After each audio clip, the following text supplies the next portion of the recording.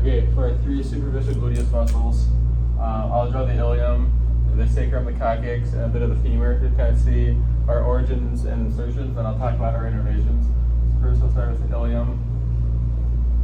It comes down like this. We'll give the little space for the acetabulum where the head of the femur is going to go into.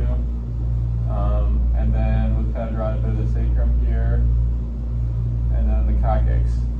Alright, so we have three gluteal lines, which are our landmarks for the origins of these three superficial gluteus muscles. So we'll have our inferior gluteal line, our anterior gluteal line, and then our posterior gluteal line.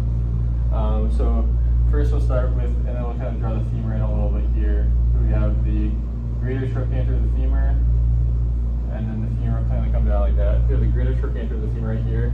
I'll also draw in the gluteal tuberosity of the femur, right there. Okay, so for the gluteus minimus, the origin is kind of between the inferior and the anterior gluteal line. We'll draw it in, and then it inserts on the anterior lateral aspect of the greater trochanter of the femur. And then we have our gluteus medius, which is kind of between the posterior and anterior gluteal lines, and then it inserts on the lateral aspect of the greater trochanter of the femur. It kind of comes down like that a little bit.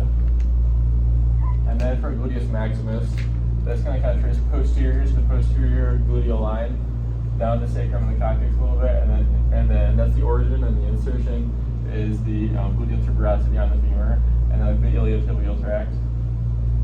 So it'll kind of come down like that, and then it'll follow sacrum, coccyx, and then like that. So we have the gluteus maximus, medius, and minimus.